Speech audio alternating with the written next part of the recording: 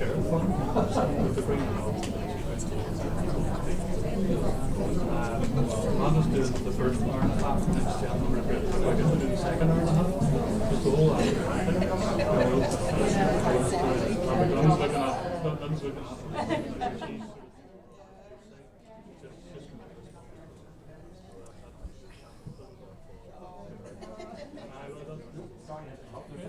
Sorry, just to let you know, it shouldn't be picked up, and don't worry, it's not on you, it's on this, but the live stream has just started, so just in case you want to say anything, it won't be picked up on me. Say how great you are.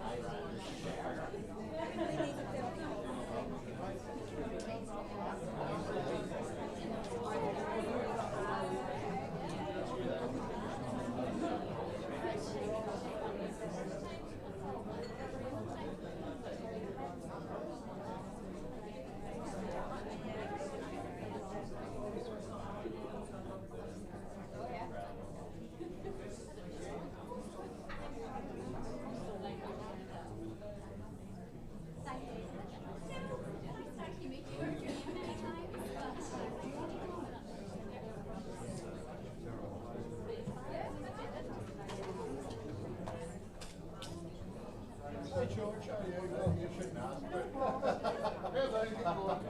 Other things being but yes, yeah. Yes, I am. Yes, I am. Straight after this, yeah. No, I wasn't.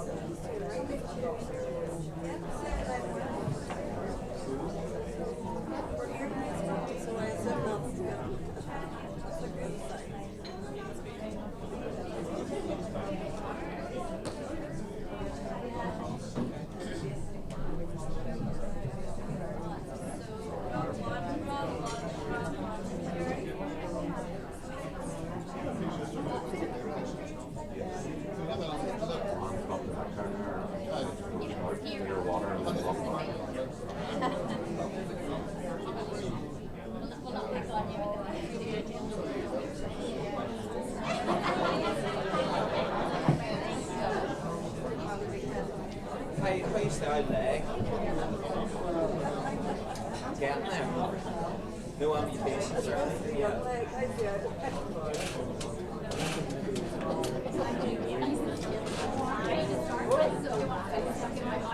Say they are going to cut it off. It's a bit drastic. Well, it's out of the way.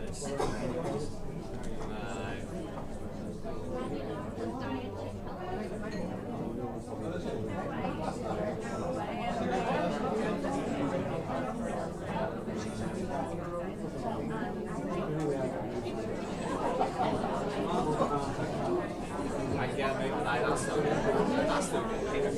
That's still yes. Have you got you in all sorts of beds or?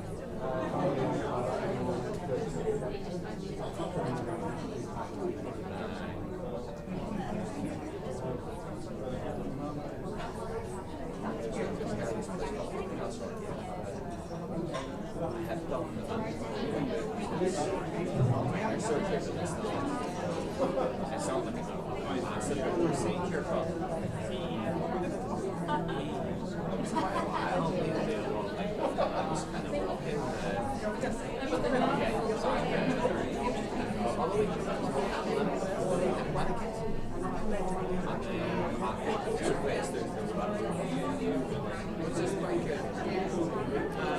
although then he uses this express by one of those movies, of course, lazy, and the whole point is to get the place to soak the water, and then they end up getting the bucket, and then we would just, have help calm the nerves and first the baby's wife. So I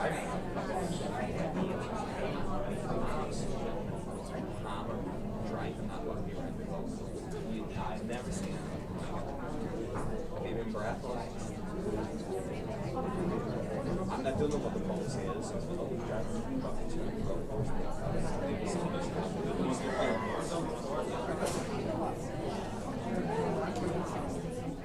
Okay,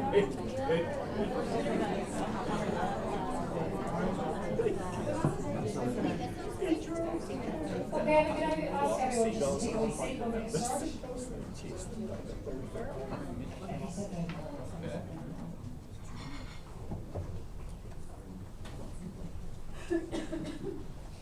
Good afternoon, everyone.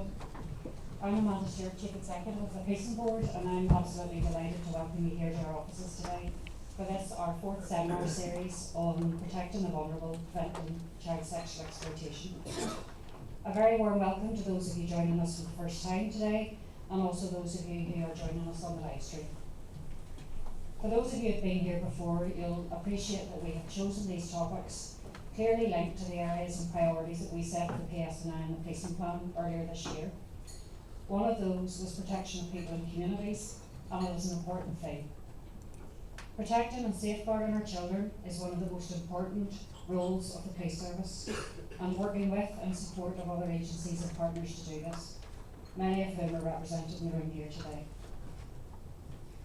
Just in terms of running order, we will start proceedings with a short film which will focus our minds on a very disturbing issue of child sexual exploitation. We're delighted to be joined today for our guest speaker, Dr. Helen Beckett. Helen is an expert in this field. She was the author of the 2011 report from Barnardo's, Not a Word Away, which did shine a light at that time on the whole issue of child sexual exploitation. Since that report, much work has been done and a lot has changed, and it will be interesting to hear Helen's perspectives on that. Helen is going to speak for about 25 minutes, and then we will open up to a panel. And at that stage, I'll be asking our board chair, Anne Conway, and Assistant Chief Constable, Stephen Martin, to join the panel with Helen to take your questions. I'm very conscious out of all of the seminars that we have had that this is a very difficult and sensitive issue, and will have touched the lives of many people in this room, either professionally or personally. And I would ask you, in asking questions, just to be mindful of that, and that it is a public live stream. In terms of the practical arrangements, with no fire drill, I hope. If it does go off, I would ask you just to follow the directions from our staff out of the building. Photography will also be taken for the seminar, which will be used online and in board publications and documents. So if you do not want to feature in these, I would ask you just to make a member of staff aware of this. And as I mentioned earlier, we are live streaming this today on our YouTube channel. You're very welcome to make comments on Twitter using the hashtags NIPB Live, Policing Matters, and tagging us at NI Policing Board. Thank you, and we'll now see a short film to set the scene.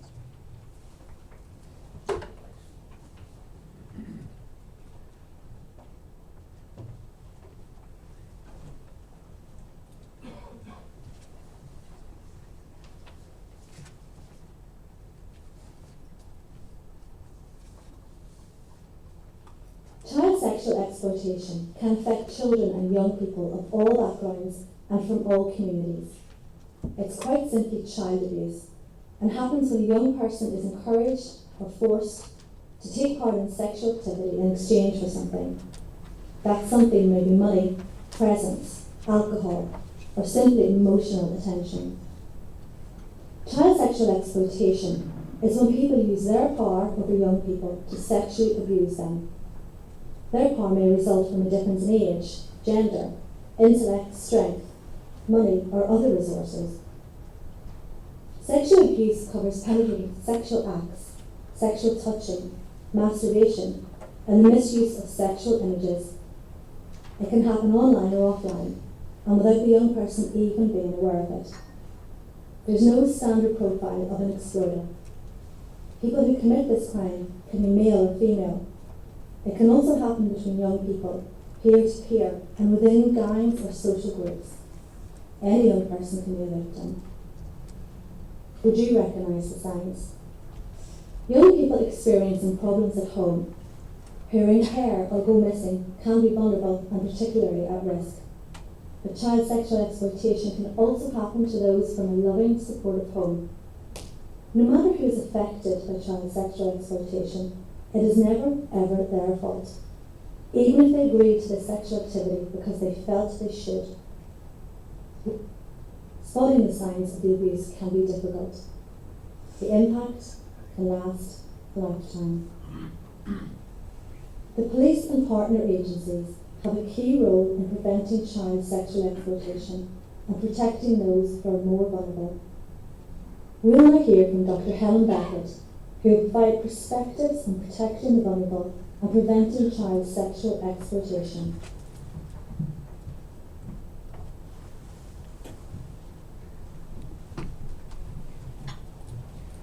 Thank you. Just by way of introduction to Helen. Helen is the Director for the International Centre Researching Child Sexual Exploitation, Violence and Trafficking. She's an action-orientated researcher with particular expertise in the fields of child sexual exploitation and other forms of sexual violence in youth. She has a particular interest in researching ethical means of dealing with sensitive issues and facilitating meaningful engagement with marginalised children and young people. Prior to this, and I did mention it in my speaking note, Helen has been involved in the areas of research and policy across the academic, statutory and voluntary sectors in Northern Ireland for 15 years, and we're delighted to welcome her here today. Thank you.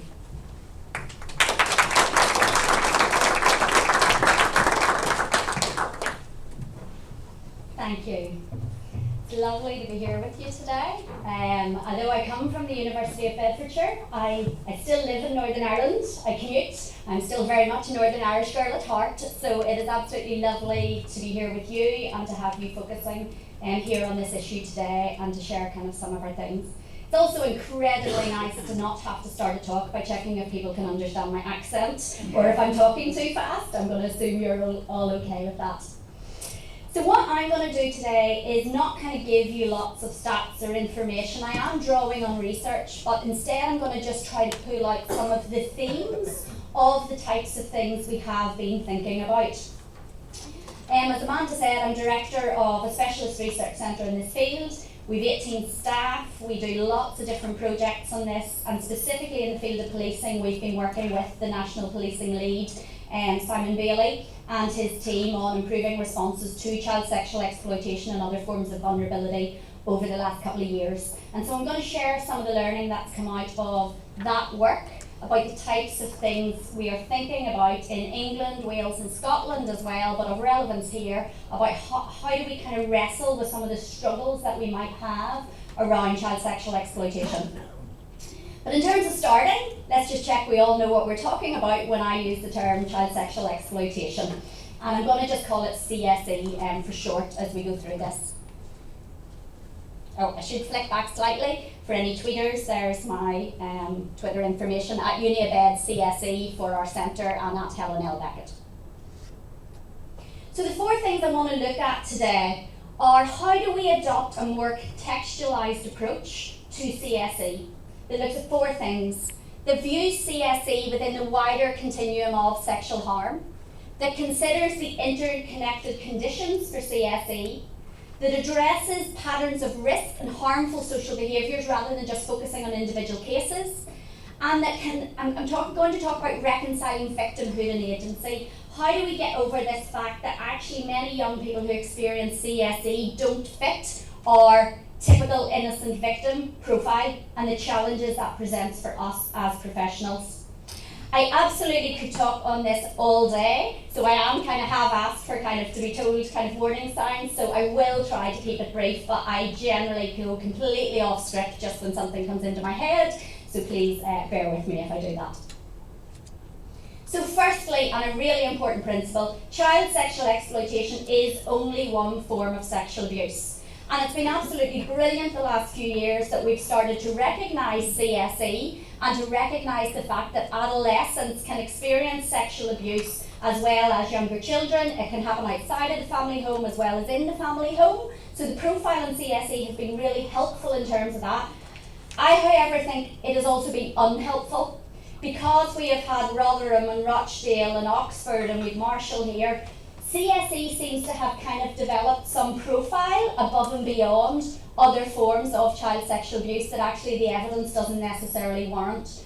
And so if we're going to look now at the definition, and you will see that actually lots of the forms of sexual harm and abuse that young people experience won't necessarily fit in this definition. And so my key point number one for you is, if you're facing a child or young person who has experienced sexual harm, it is less about do they fit our definition of CSE and more about what are the needs of this child, what sexual offences have taken place and what do we need to do to respond to this.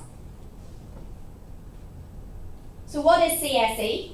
You have a new definition here in Northern Ireland that has come in this year. It has come from the English definition, it's word for word the one that's in the English definition. And you have actually at the back, if anyone hasn't picked them up yet, copies of the extended text that we wrote for the English government about their kind of advice on responding to CSE where the new definition came in.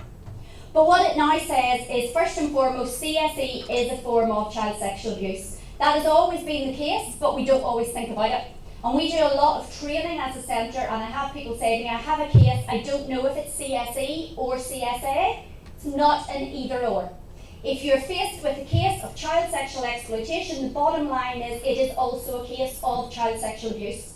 And so all of your policies and procedures around child sexual abuse apply. And that young person, even if they don't fit our lovely conceptualisation of a victim, is equally worthy, deserving, in need of our support as any other victim of child sexual abuse.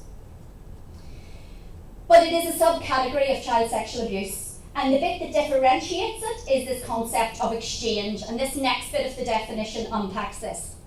It occurs when an individual or a group takes advantage of an imbalance of power to coerce, manipulate or deceive a child or young person under the age of 18 into sexual activity.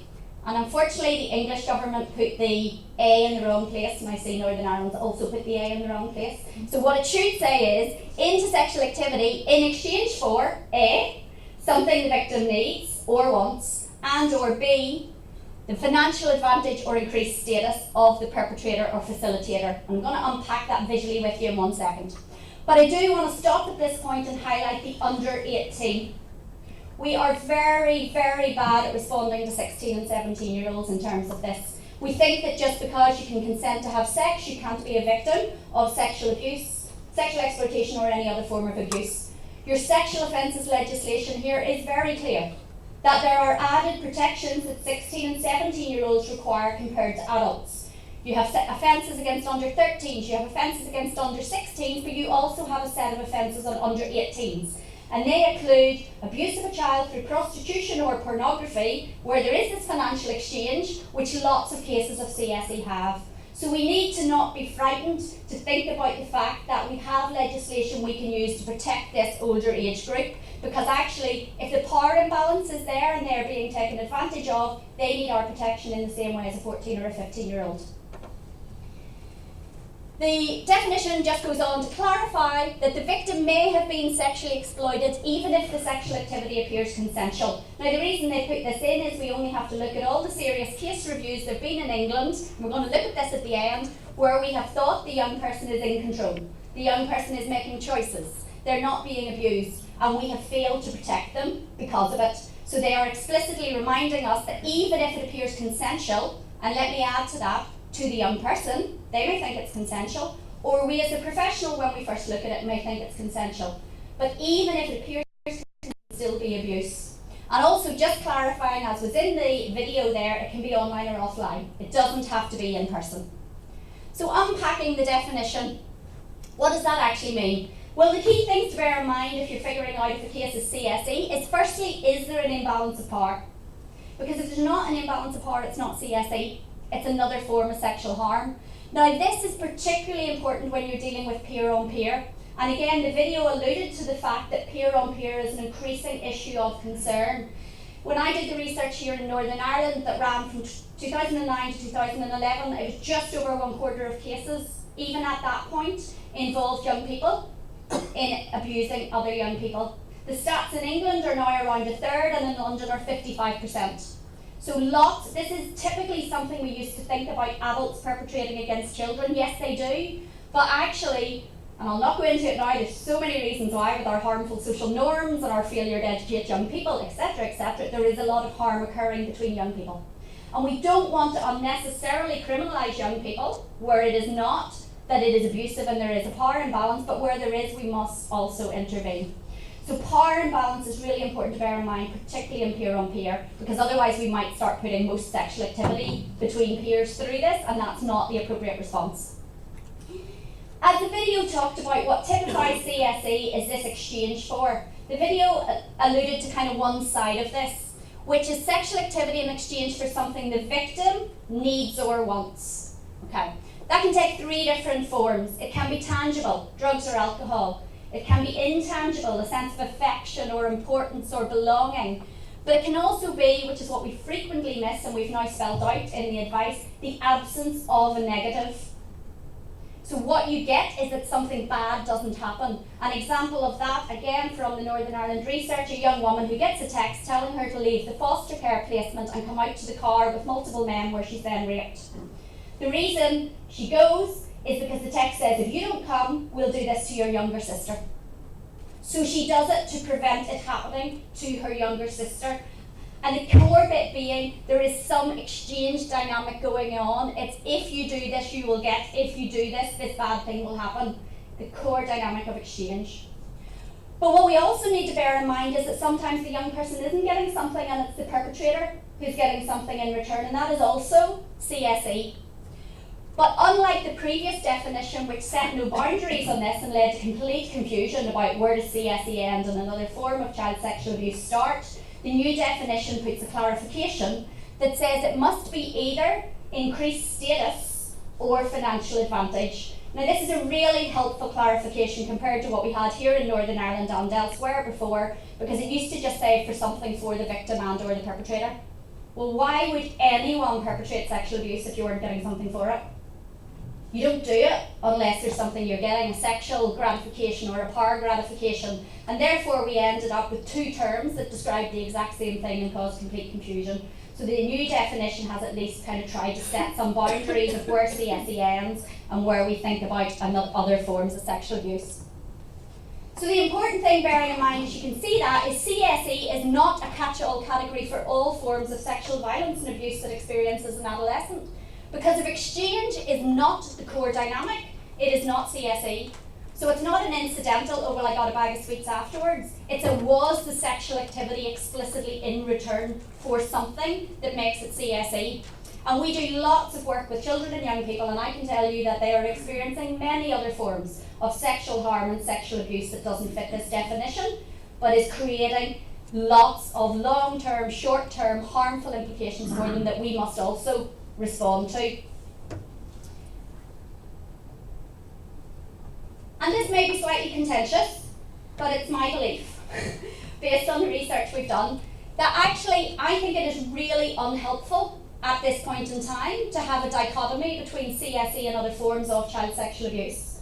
We have a book chapter coming up in the new year where we kind of argue this.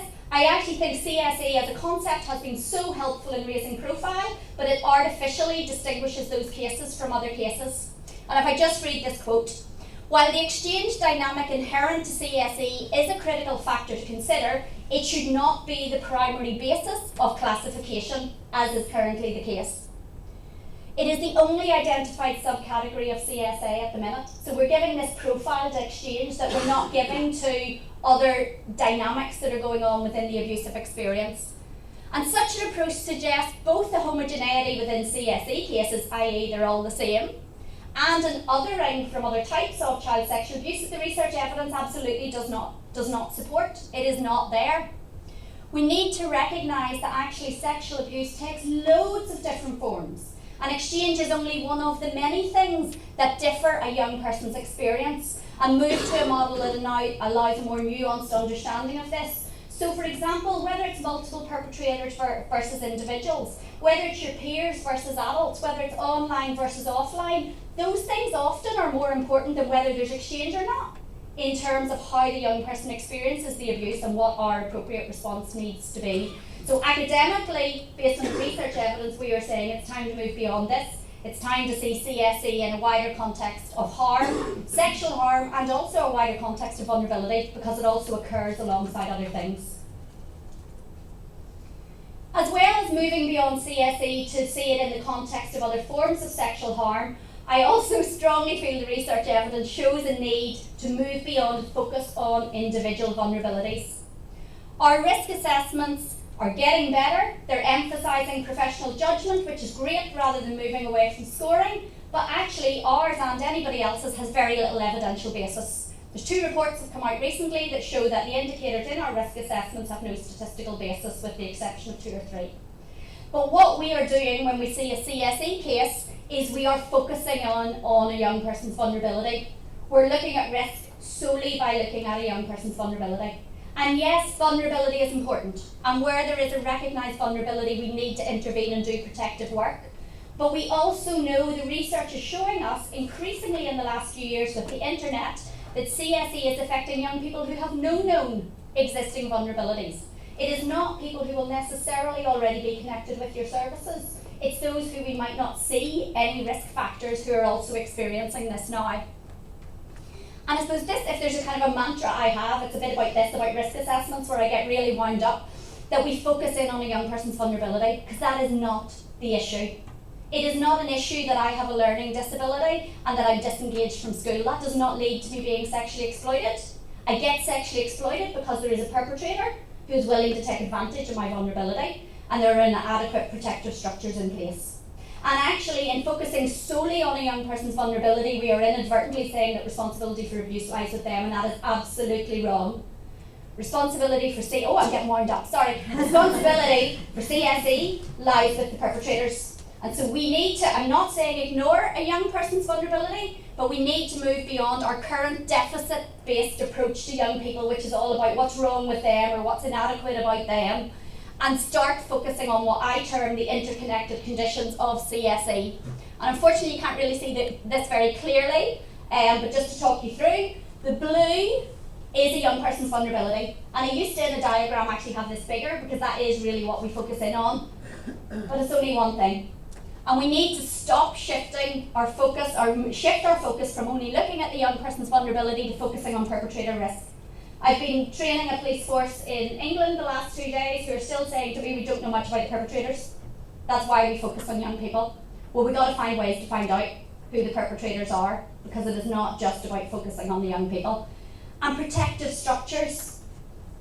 Often the family are a protective structure, but unless obviously there are cases where the family is exploiting the child. But let's look at using the resource of the family to protect the child. Let's look at who is around the child who can provide positive, supportive networks. Let's look at, as young people tell us, the resilience and the inherent strengths they have in them that we can support around them. So let's stop thinking about young people in a deficit basis. Think about their strengths, think about how we protect them as a society, and really get our focus on perpetrators, where ultimately responsibility for this has to lie. Thirdly, we also, as well as moving beyond the individual young person to think about kind of perpetrator and context, we also need to move beyond individual cases, because what research is showing us is that there are patterns of risk. There are such things as harmful social spaces, that actually the child is being exposed to risk because we have not intervened in the harmful social space, rather than the vulnerability being to do with the child. You need to know what you're dealing with.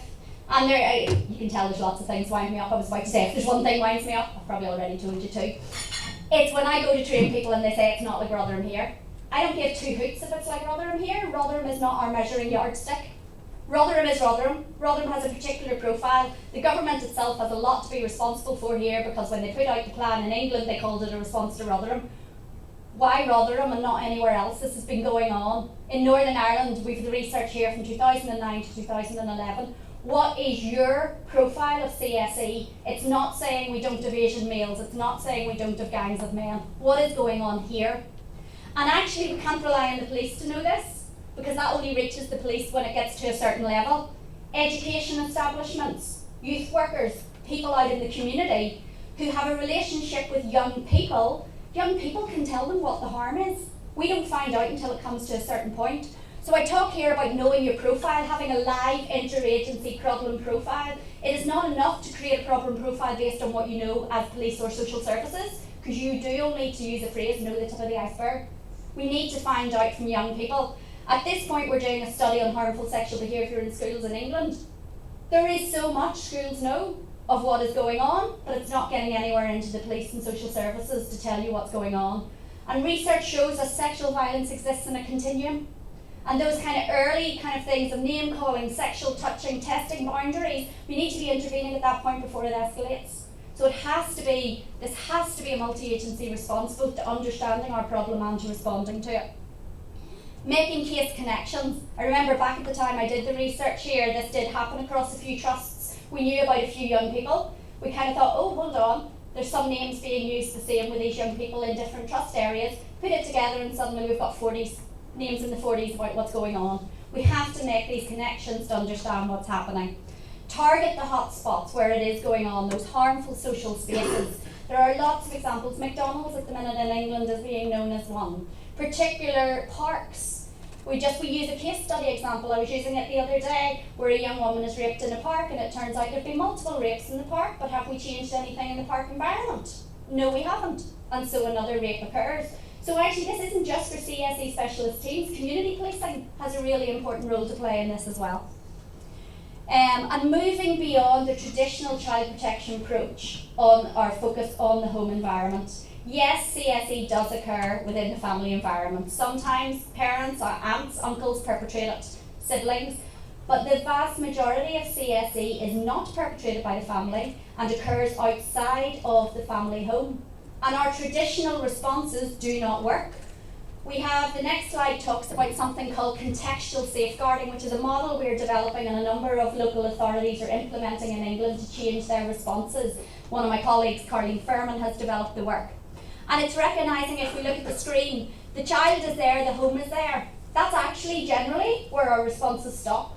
We assess the safety of the home and how do we intervene there. But the vast majority of CSE cases may be in the peer group, maybe in the school, maybe out in the neighbourhood and in society. And we've had debates about should the internet kind of be a separate ring here, but actually the internet goes through all of these because it's not online and offline for young people like it is for me. It's part and parcel of their lives. So we need to recognise that actually these are the areas where we need to start finding a way to respond to as well if we are to genuinely protect children and young people. We need to look at harmful social spaces, we need to look at harmful group rules and norms of, well, this is okay, this is what it's all right to do, we don't need to check consent, and we need to kind of intervene at those stages. And lastly, what I think actually most importantly really gets to the heart of the problem, we have to find a way to reconcile victimhood and agency. Now I'll tell you what I mean by that. Anyone recognise this image? No? I know you will.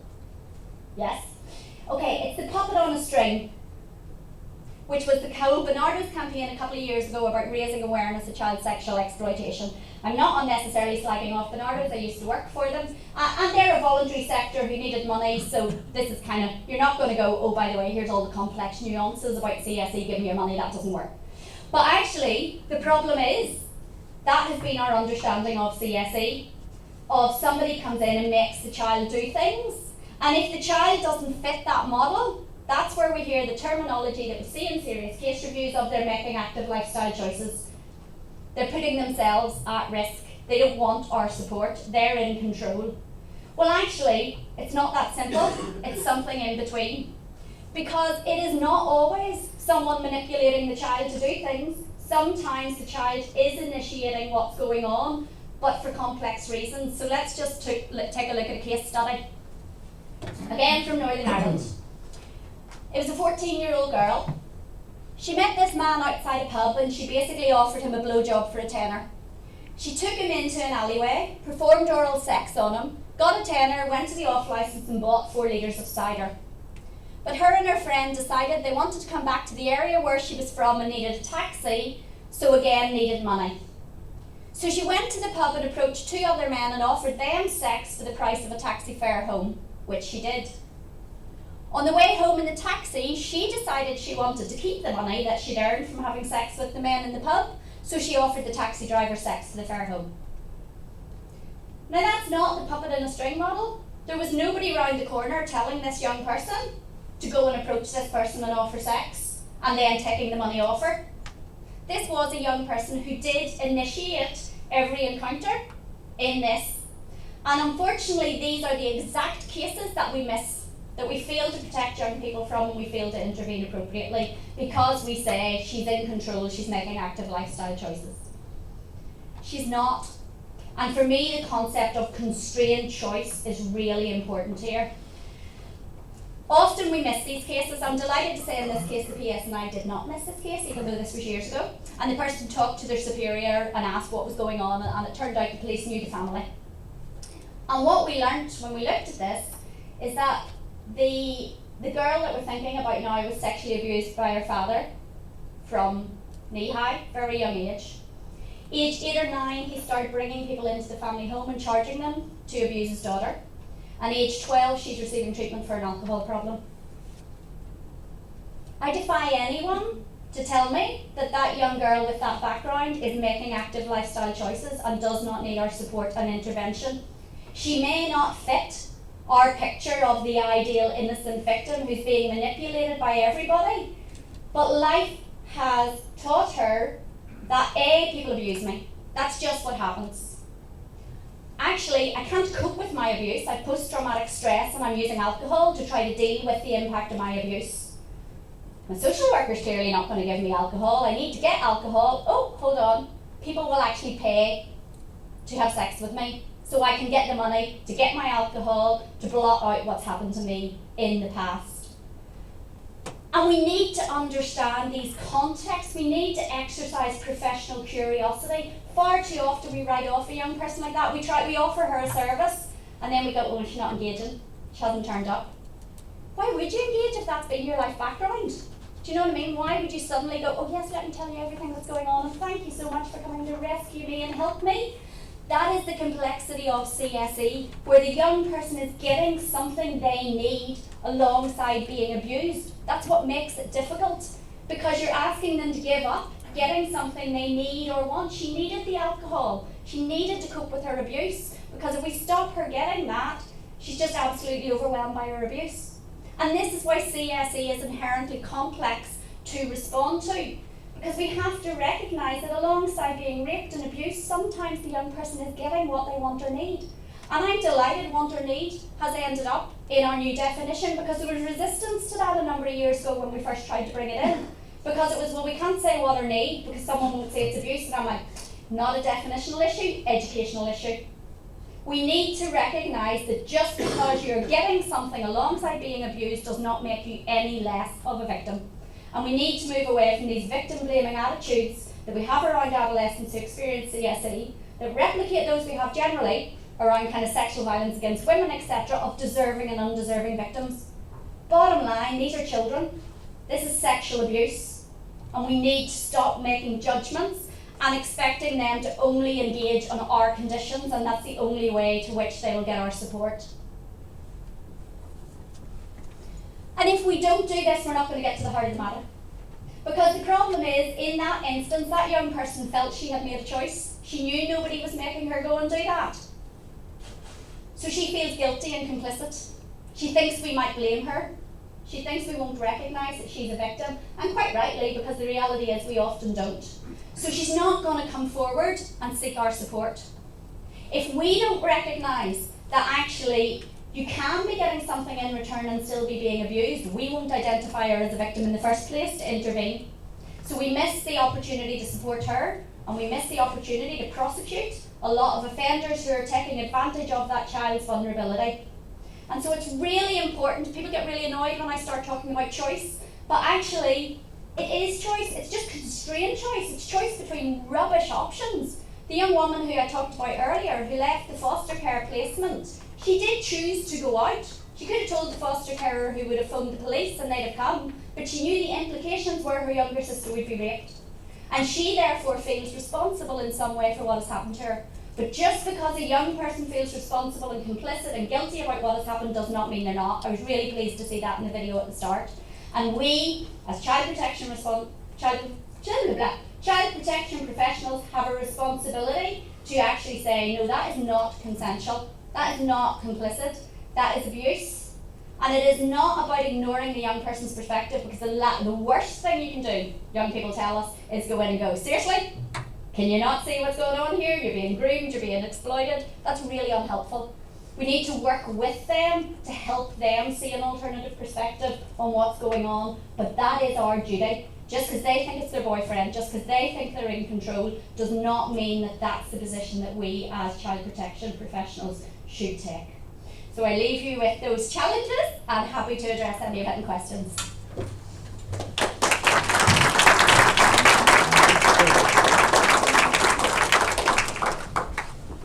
Helen, thank you very much. That was very good. And actually, challenges, I think, is probably the whole way through it from a number of different perspectives. So perfect for an opportunity to ask questions. I'm going to actually ask the panel just to come up to the front, and we will open to the floor in a minute or two.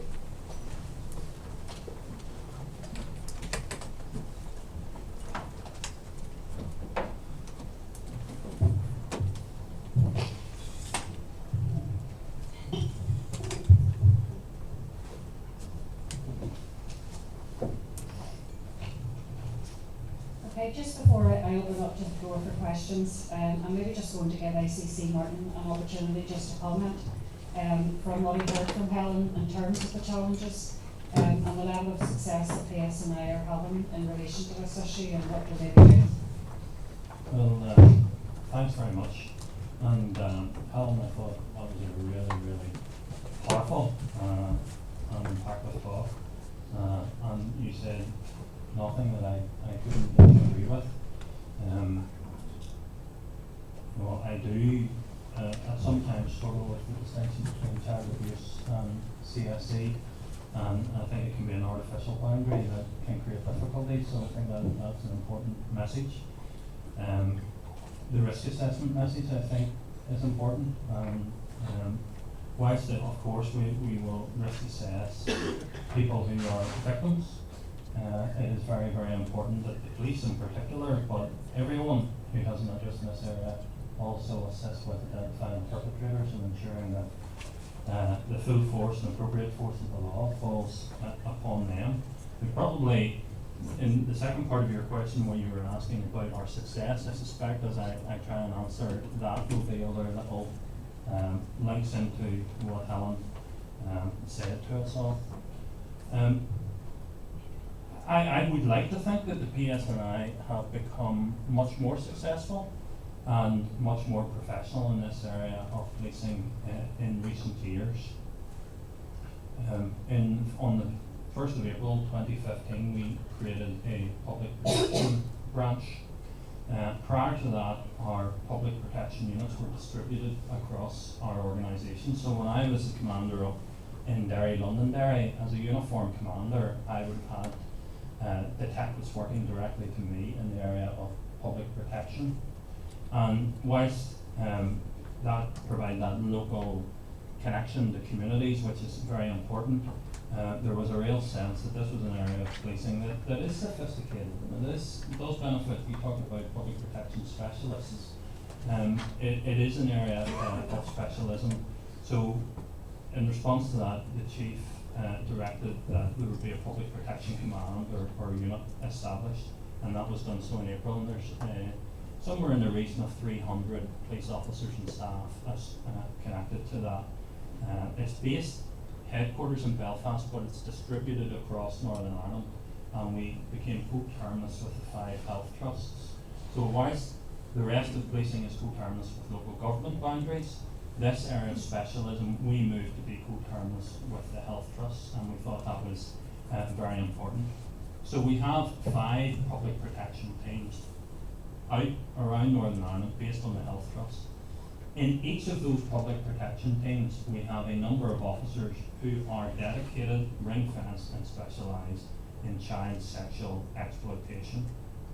One of the things that I will touch upon will be partnership. In each of those teams, we also have an embedded child sexual exploitation social worker.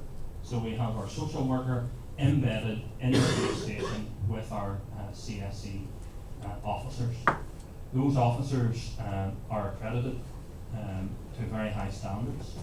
Whilst there are a number of detectives and there are a number of uniformed officers, all of those officers are required to undertake a national investigators exam. All of them are required to be accredited to what we call level 2, and it is a higher level of investigative capability than the typical uniformed officer out in the ground.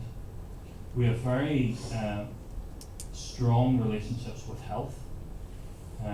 We're a full partner of the Safeguarding Board in Northern Ireland, and in fact, the Child Sexual Exploitation CSE subgroup in the Safeguarding Board is chaired by Chief Superintendent George Clark, who is the man who heads up our public protection team.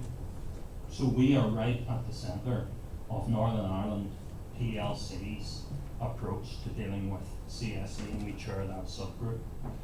That subgroup has created a nighttime economy working stream where we are engaging with, for example, the regulatory bodies, the likes of the Security Industry Association, to ensure that, because there is a link to nighttime economy and CSE, and your very vivid example actually was littered with nighttime economy, pubs, taxi drivers, and we work with the licensing bodies to ensure that safeguarding, public protection are importantly part of those licensing arrangements.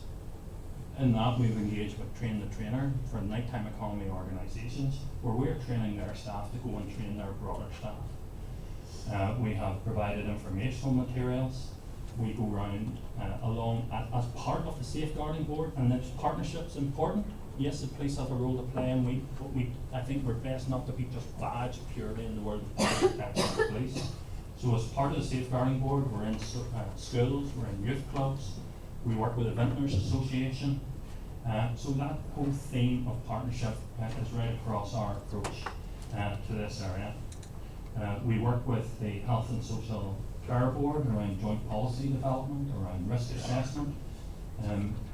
Our risk assessment model was changed a couple of years ago. Previously, it was quite an algorithm that looked at weighted numbers and came up with an overall score. Now we rely more heavily on the information and experience of the social services, the police, what we actually know about the young person. We make judgments in relation to the young person themselves.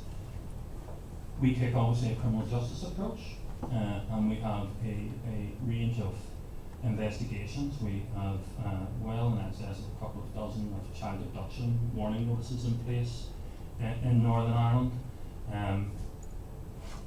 We have invested heavily in training. There's a connection, I think, Helen, you talked about policing the community, local policing. Very, very important point that you made. Whilst we have these specialists, often the people who will see this first from a policing point of view will be the neighbourhood officer out in the ground, working with local people, addressing local issues, and just recognising that vulnerability. And we've taken steps to ensure that whilst we've trained our specialist CSE officers, just actually at the turn of the year here, we have had a programme where literally thousands of frontline officers have been given an awareness package to be able to identify the signs of CSE and what to do if they actually see that. Stephen, I'm going to stop you there Okay. because I just don't want to leave room for questions Okay. in a sense. But before I do, you've talked a lot about what you're doing. A lot of it comes across as being hugely resource intensive, and I'm just going to ask the chair before I do go out to the floor.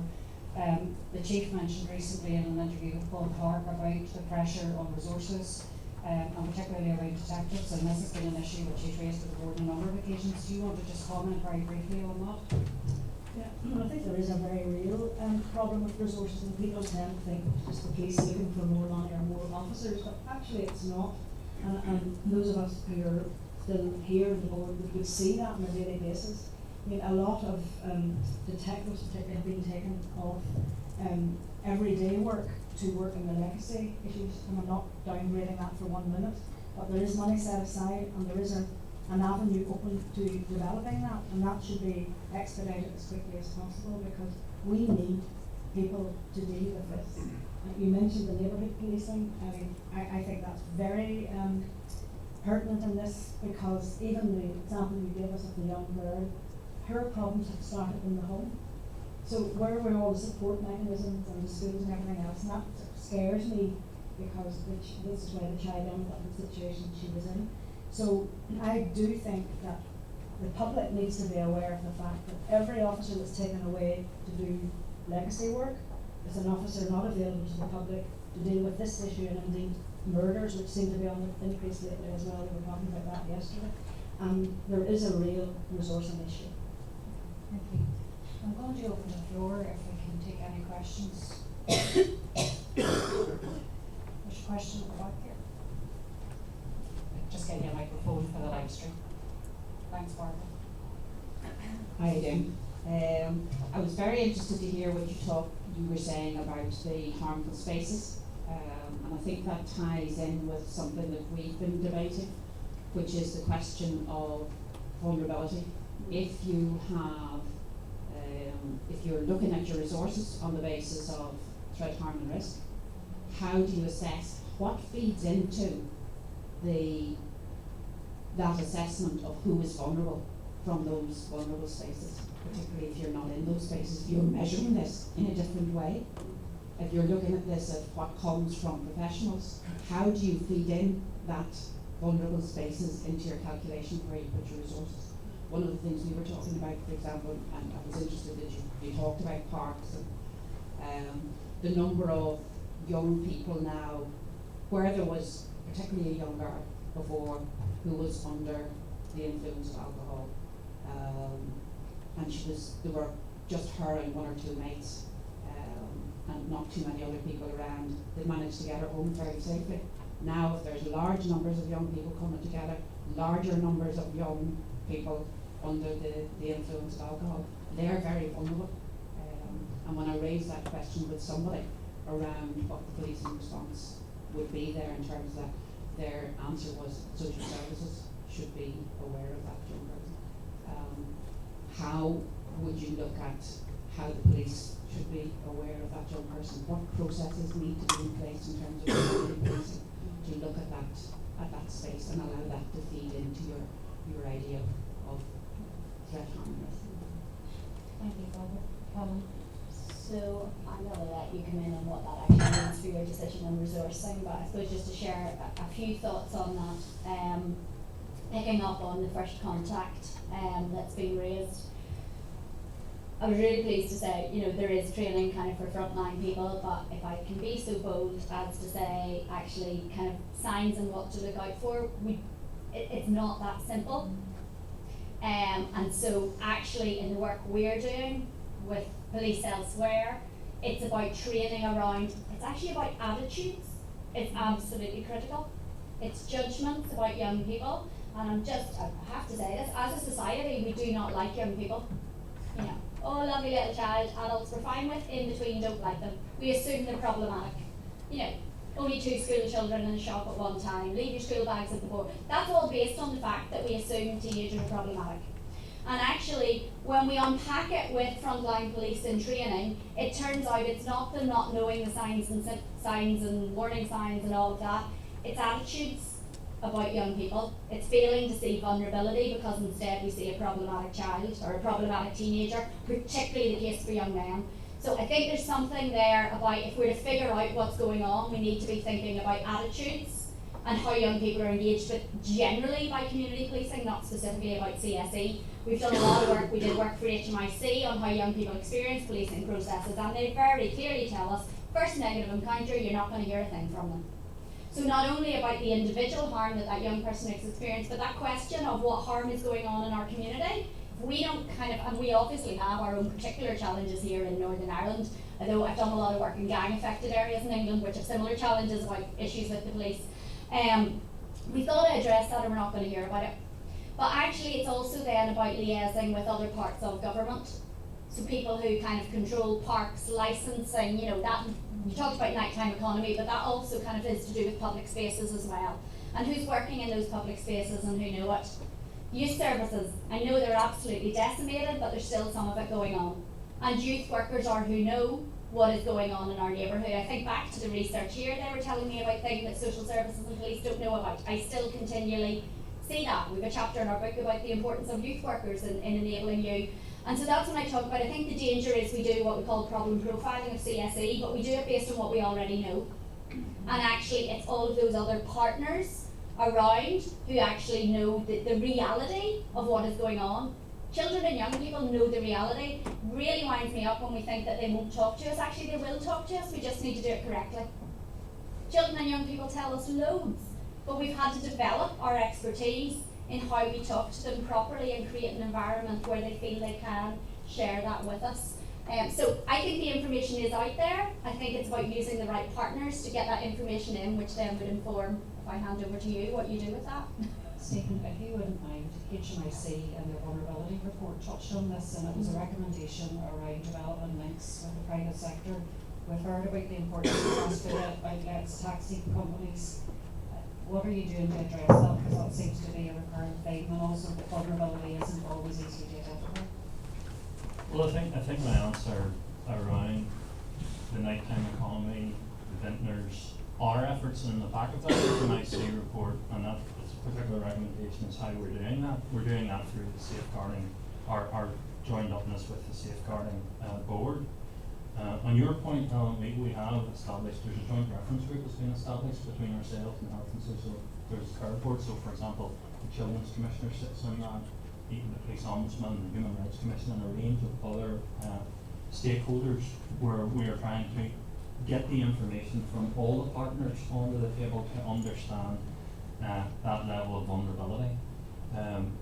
The public spaces, increasingly secure by design is a concept that Policing Nationally talks about, and we're looking to promote here, where it has very, very successful metrics around it, that if public spaces are designed architecturally from the outset with crime prevention in mind, that actually the incidence of crime occurrence can be reduced massively.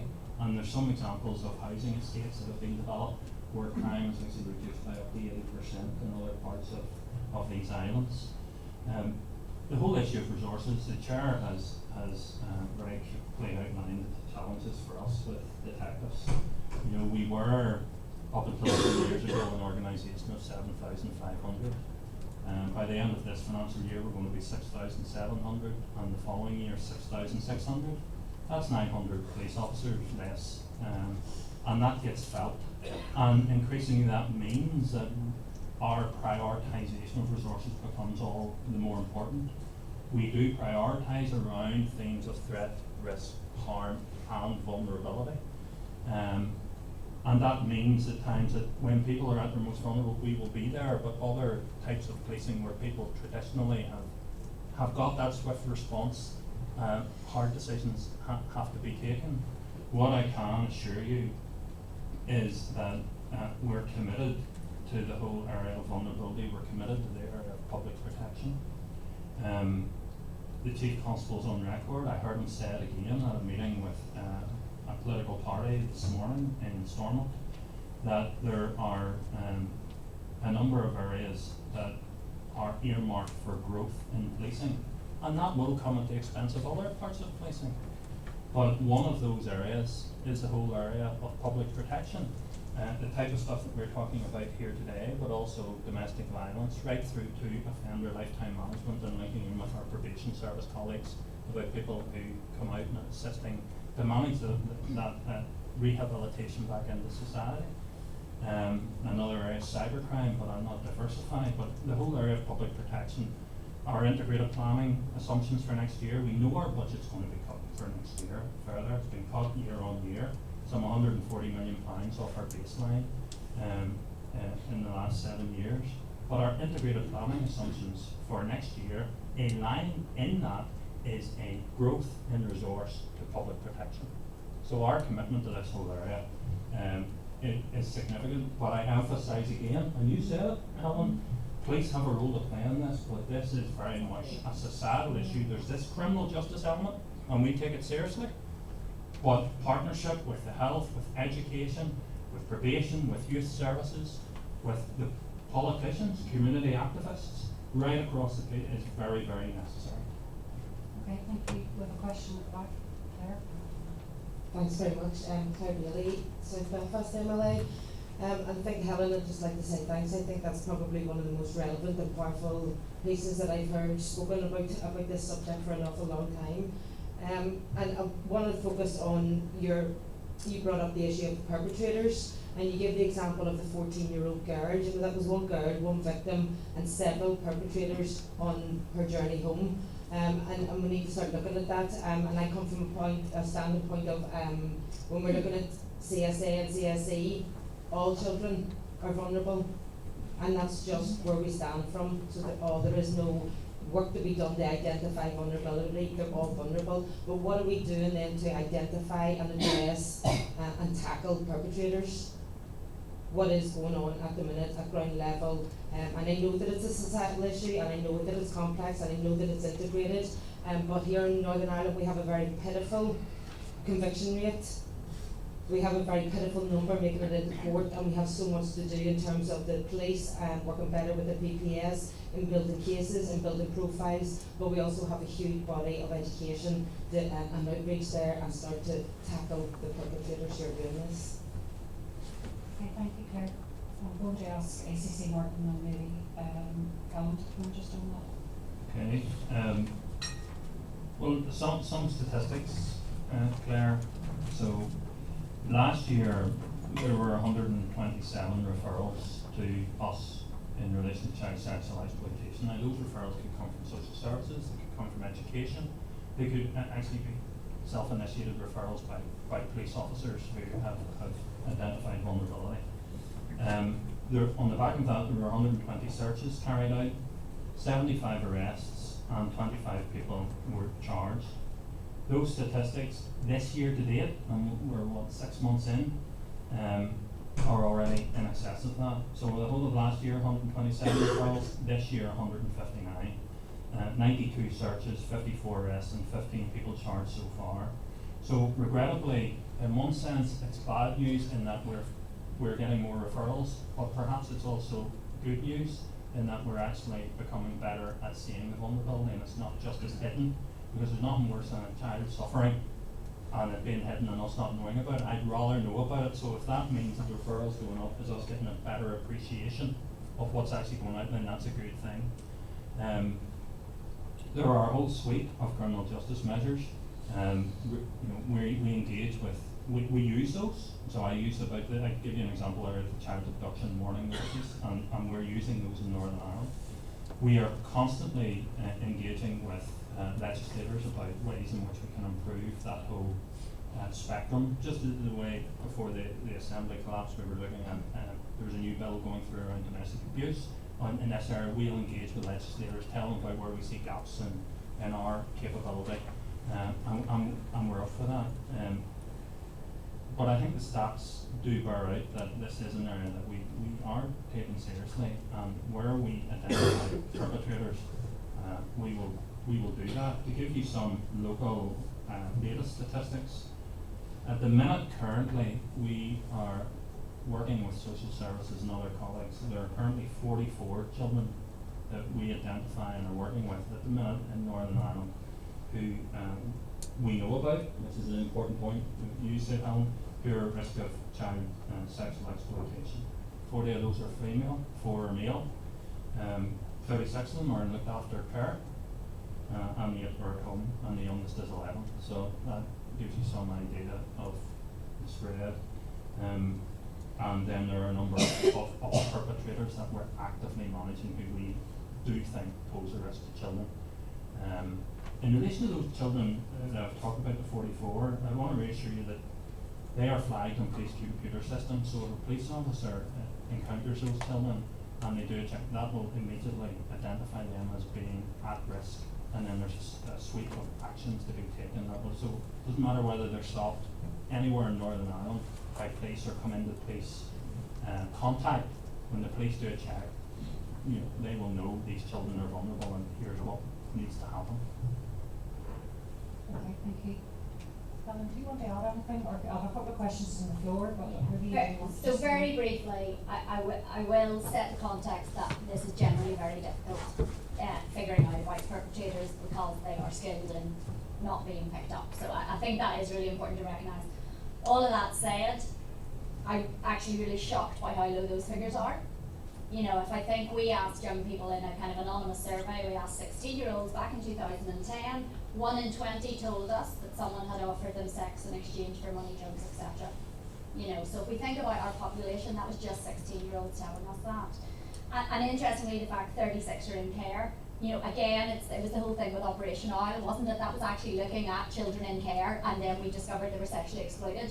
We still have this kind of, not police specifically, generally, as a society and as services, we're focusing on what's happening to children in care and not children outside of that, and I think there's a lot going on that we don't know about. And I also just want to say, I don't even think it's necessarily around legislative change. Actually, your legislation around sexual offences against children are fairly strong. But when we look across the board, not just Northern Ireland at all, the level of prosecutions are shockingly low. And we need to get, all the work we do with children and young people, their experiences of going through criminal justice systems are not good. And we need, the CPS in England, sorry, I don't know the position here, but the PPS, have put out very clear guidance that it should not be about the credibility of the witness, it should be about the credibility of the offence. We need to look at taking other sources of evidence and taking away this unnecessary reliance of putting a child through a very traumatic process of having to go through all of this in court again. And so I just would kind of, I suppose, put the encouragement out there that I still think we've a long way to do, even to utilise what we already have and get better at getting prosecutions with it. Maybe just to add to that, I think this is where when the distinction between CSE and other forms of child abuse is unhelpful. Yes, because you if I was probably adding in our figures, child abuse figures, are figures for indecent images of children. We're doing 20 searches a month in relation to people who are accessing child abuse imagery on computers, and that's 20 a month, and they lead to virtually 100% convictions. So I think that's a really focusing in helpful on point. CSE alone, the figures can seem low, but when you look at it across the piece, it's a much greater figure. Okay, thank you. We have a question, I think, or a comment maybe from the Chief Constable, and then we have a question about Joanne. Comment and then a question, would it be? Perfect. That's why I was giving you the choice. I think on the criminal justice performance around this, it is hugely frustrating, stroke disappointing in terms of the numbers, but the criminal justice system includes the police, the court service, the judiciary, the prosecution service, but most importantly, and I think all of those elements that I have mentioned are lined up towards minimising the impact on victims, not re-traumatising them. We've got the victim care units established now. The problem we have in our adversarial system is that the defence will see an opportunity in the weak link, which very often will be the young person, the child, getting them to the witness box, cross-examination, and that is not an excuse for poor performance across the piece, but we need to remember when we talk about the criminal justice system, and Cameron's here from the inspectorate, you may have a comment on it, that includes the defence in our system. So that's just my comment. My question is really trying to pick your brains, Helen, even further. By the way, thank you for the presentation. It was really, really impactful, powerful. I think we're all furiously agreeing that we've all got more to do in this, and it requires all of us, i.e. the partnership piece. You know, I think that goes without saying. But from your research or even anecdotal experience, are there any sort of key enablers or sort of critical success factors that make some regions and trust areas or local authority areas better than others? I mean, we all have basically across the UK similar infrastructure, safeguarding boards and so on, and the same component parts of the justice system and social care. But is there anything beyond what's written down and people's statutory responsibilities that makes some places good at this compared to the others? So interestingly, we're about to have a report come out in a month or two on different policing models around CSE. Sitting there for me to review because one of my staff did it, so I can't tell you what's in it because I haven't read it yet. But that has been kind of looking at what are the different models and what seems to work and not work. So we will have stuff coming out in that in a couple of months. Anecdotally, to share a few things, and I do just want to reiterate your point of this is a criminal justice system, so when I'm criticising that, I'm criticising the system, not just police. And certainly where we're seeing better is actually where the CPS, PPS, are actively engaged early on in giving early advice and in actually working together to look at taking this forward. There are some great examples where they're seeing real successes. Equally, the place I've been training this week can't get CPS to engage with them for like living or money, and they're really struggling with that. You know, so I'm not saying that happens everywhere, but that really helps. The contextual safeguarding model that I've put up there, people who are interested in that external spaces, we have a contextual safeguarding practitioners network, and that has people who have been trialling this in their area and saying here's what helps and here's what doesn't help, and you can connect in with different people who are doing that. And that is around, which I appreciate is challenging, getting education engaged. A lot of areas we go struggle with education, but getting them engaged and getting early on information with them and youth services, etc. is critical. In terms of engaging young people, keeping them through the process, that frontline engagement is critical, and so areas who have invested in that attitudinal change and not simply kind of warning signs and that type of stuff are seeing more cases coming forward. Because it is the case, isn't it? Bad news travels fast. And I can tell you, particularly amongst young people, if one person has had a bad negative experience with the police, spreads a wildfire, you're not going to hear anything. But actually, when you can start changing that, where some of them have done through that attitudinal change with the frontline police officers, they're actually getting even more cases coming forward because it's just starting to change that relationship with the police. That's good. Thank you. Thank you. I'm going to take a question from Joanne and then Barbara. Thank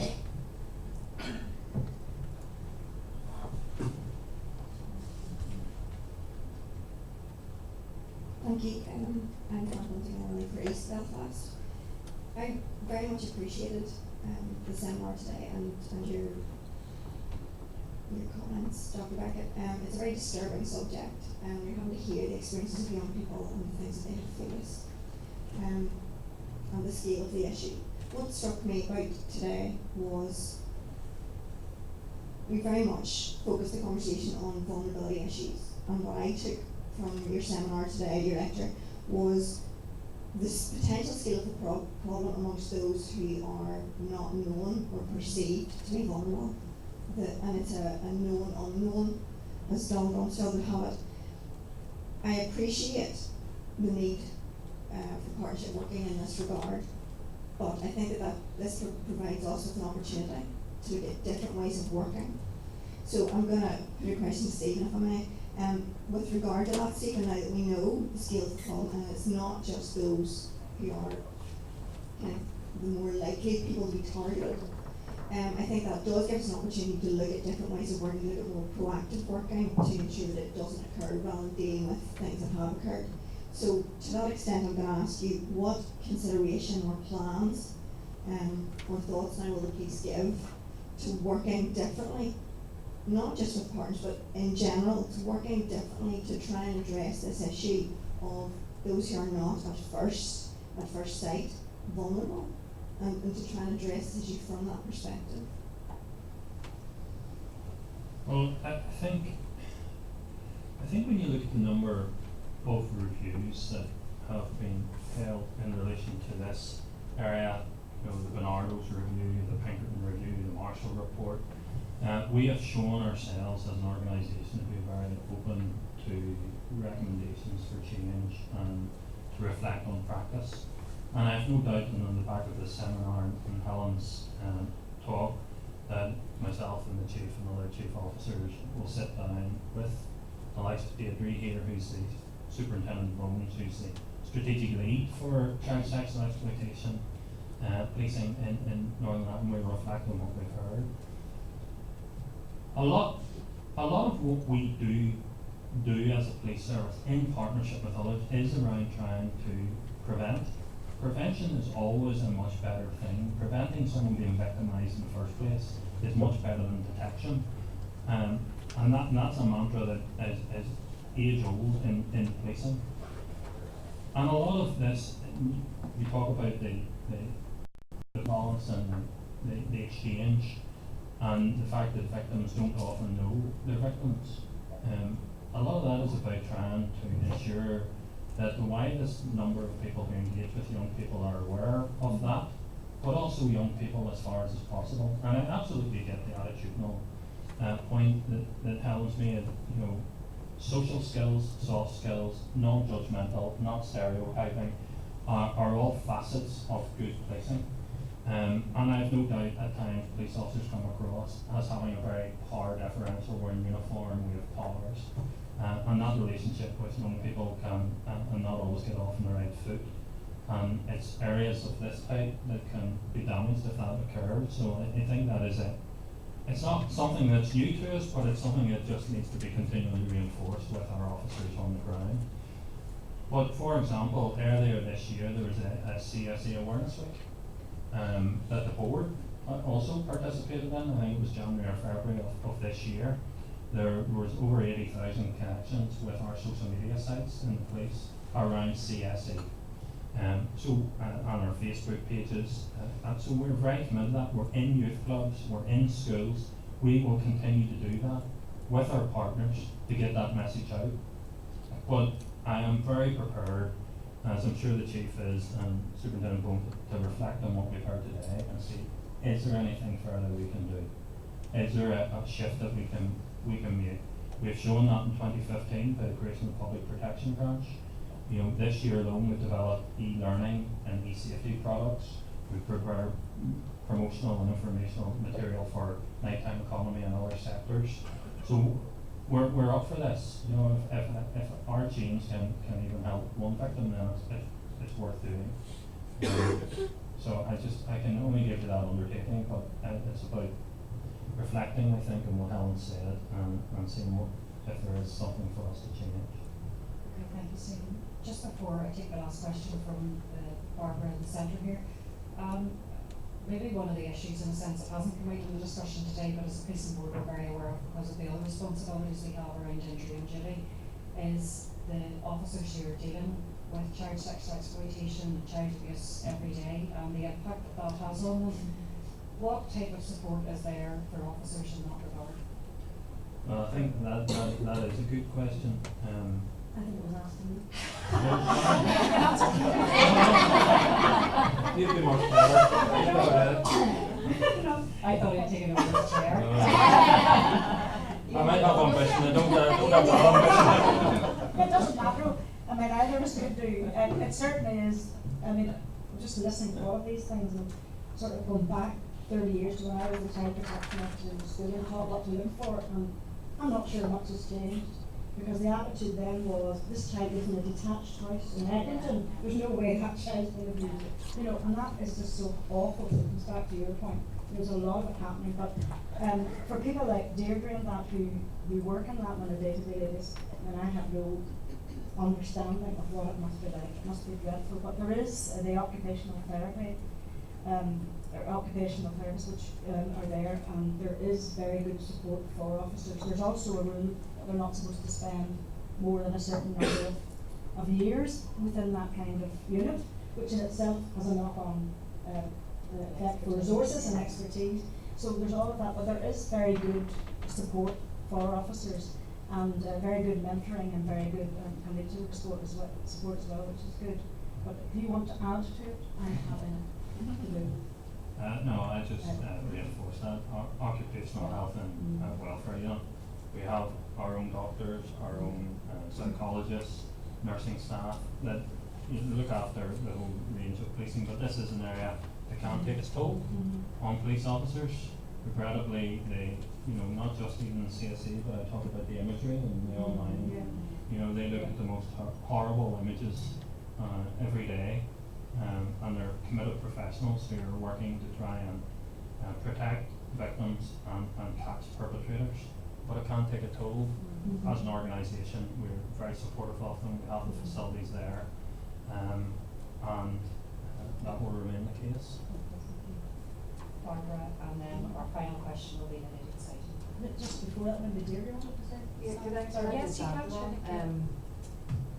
As everybody's alluded to, working in public protection branch as a whole is actually a very difficult area of work. We see some horrendous crimes being committed and deal with some very sad and traumatised victims. So in the last year we've actually devised a bespoke trauma resilience course in relation in conjunction with RPRRT, which is the Police Rehabilitation and Retraining Trust, I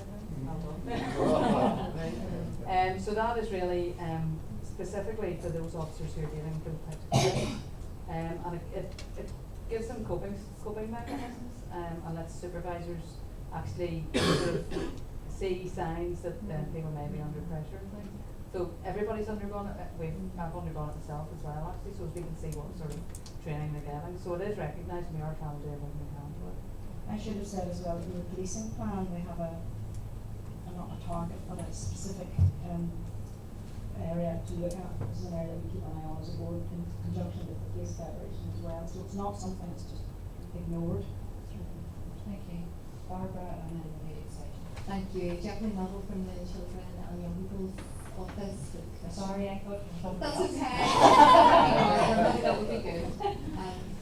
My question really brings us back to how do we know our response is effective? A few people have mentioned the independent inquiry into CSE for Northern Ireland that Captain Marshall led, and the inquiry published a fairly integrated map of recommendations nearly 3 years ago for Northern Ireland, right across those areas of preventing young people who becoming exploited, protecting young people who are at risk of or are being exploited, supporting young people recover from exploitation and abuse, and of course that really important element of ensuring we're disrupting, pursuing, prosecuting perpetrators.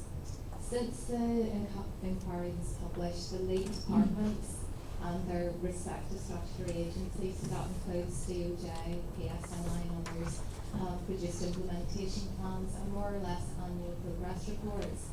And in the Children's Commissioner's Office, we spent some time reviewing and publishing advice on those. We've been consistently concerned that we're missing opportunities in how we're using that reporting process to demonstrate whether or not as a jurisdiction we're doing the best we can, both in terms of really setting out where progress is good, where it's sustained, where it's embedded, but also opportunities to identify, actually this is really tricky for us.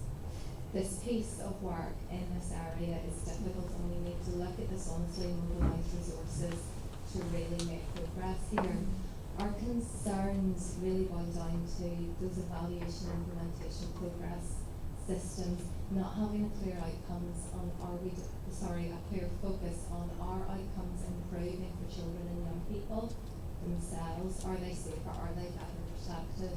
And also, are our outcomes improving coherently across disruption of CSE and how perpetrators are being pursued and prosecuted?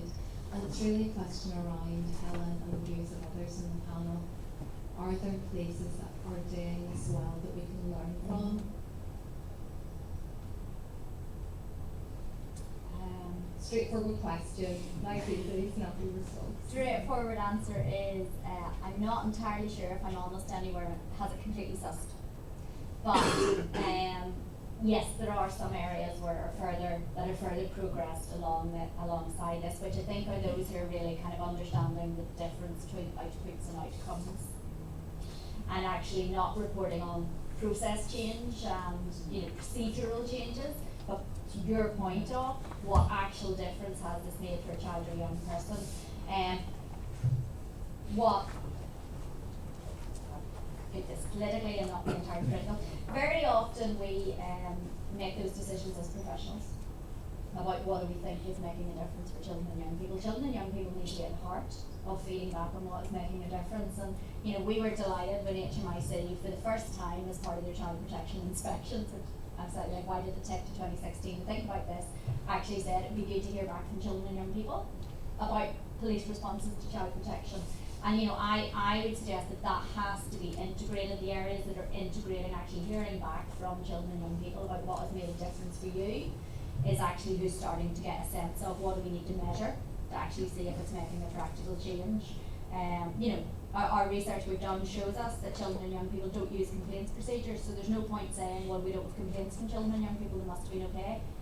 You talked about that authority and hierarchy, and children and young people have this sense of you can't challenge the police very often, and so we need to find creative ways of asking children and young people, is what we're doing making a difference for what ends up, what's your encounter with the police, what happens in your case, is this making a difference, not just what we as professionals think we're getting better at. That's just my thoughts.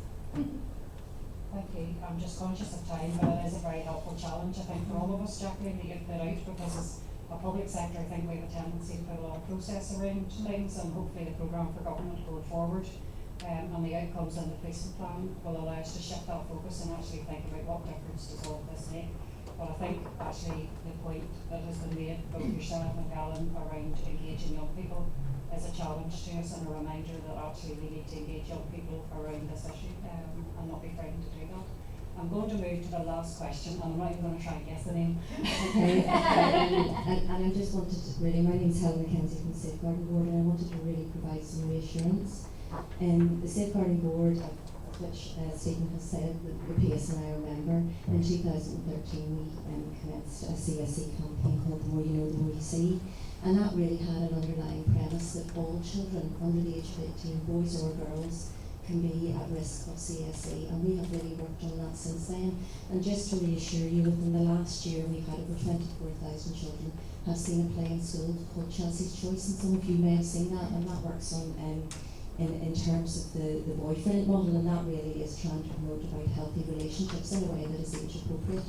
Also, we've really taken on board the issue of boys and young men being victims of CSE, and really in terms of what masculinity is, and that affects a whole load of other issues in terms of domestic and sexual violence, how that fits into crime, how young men are stigmatised and criminalised, and we've really worked on that. And we worked with young men in Youth Action, and they produced a leaflet that has gone out to over 22,000 boys and young men in school across Northern Ireland, and that's available through CTK as well, and through the Children's Protection Service in the schools. So there is a big programme of work that is going on for what I would call the general population, and I think what Helen has talked about today is when we're talking perhaps at a very specific end of the wedge, when we're talking in a child protection end as well, and we tend to focus on that. But please be assured that throughout the work of the SBNI and through what we're doing in terms of the nighttime economy as well, that is absolutely working with all children and young people in Northern Ireland. Well, thank you very much for that. I'm going to close unless anybody from the panel wants to make a final comment, or